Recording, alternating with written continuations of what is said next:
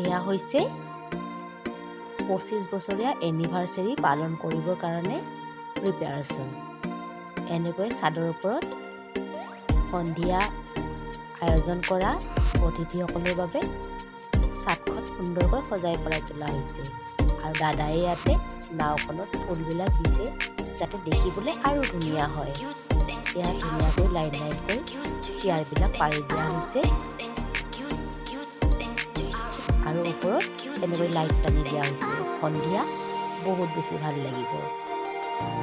আজি দাদা আৰু বৌৰ 25 বছৰীয়া বিবাহ বাৰ্ষিকী। সেই উপলক্ষে সৰুকৈ অভ্যৰ্থনাৰ অনুষ্ঠান কৰা হৈছে। এয়া সন্ধিয়া হ'ল। এতিয়াও আলহী অতিথিবিলাক অহা নাই, আহিব। পৰিৱেশটো সঁচাকৈ বহুত সুন্দৰ হৈ উঠিছে। অকণমান পিছত লাইটবিলাক ওপৰৰ লাইটবিলাকো জ্বলিব, তেতিয়া আকৌ বেছি ভাল লাগিব। ইয়াতে খাবৰ কাৰণে টেবুলবিলাক সজাই তোলা হৈছে। বুফে ছিষ্টেমে হ'ব। আৰু তেতিয়া যে দাদাই সজাই দিছিলে নাওখন, ফুলবিলাক দেখিছেনে ইমান সুন্দৰকৈ সজাইছে, বহুত ধুনীয়া লাগিছে দেখি। চাদখনৰ ওপৰত এনেও বহুত ফুল আছে, দেখিবলৈ বহুত ধুনীয়া। ইয়াৰ ভিতৰতো কিছুমান মানুহ বহিব পাৰিব।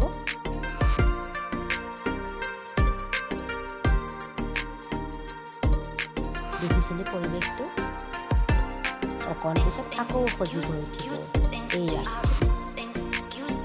বিবাহ বাৰ্ষিকী কেক আহি গ'ল আৰু লাহে লাহে আলহী অতিথিবিলাকো আহিলে। এতিয়া দাদা আৰু বৌয়ে কেক কাটিব। 25 বছৰীয়া বিবাহ বাৰ্ষিকী। এবছৰ দুবছৰ নহয়, 25 ইয়াৰ্ছ। সঁচাকৈ ভাল লাগিছে।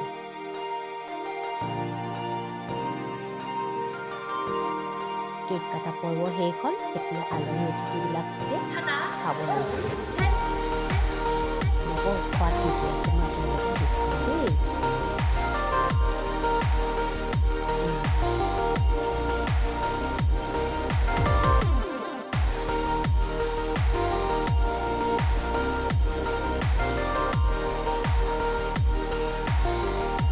Russian salad. এয়া এনেই চালাড, ইয়াতে পাপৰ, ইয়াতে ৰাধা পল্লৱী পুৰি, এয়া ৰাইচ, প্লেইন ৰাইচ, মিক্স ডাল, মিক্স ভেজ, এয়া হৈছে চামি পনীৰ,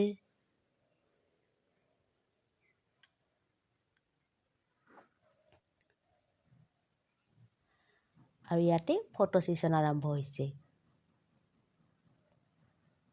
ফিছ, ষ্টিম ফিছ হয় এইটো। খাবলৈ বহুত সোৱাদ লগা হৈছিলে। এয়া চিকেন কোৰ্মা, এয়া হৈছে ডাক কাৰী, এয়া গুড় মিঠাই, গুড়েৰে তৈয়াৰ কৰা, এয়া দৈ, এয়া আৰু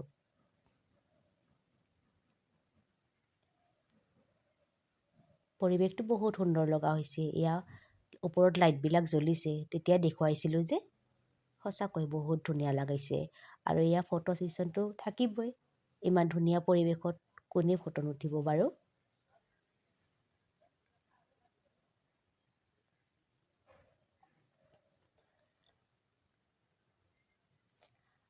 আৰু এতিয়া মই খাব লৈছোঁ। এয়া মোৰ প্লেট।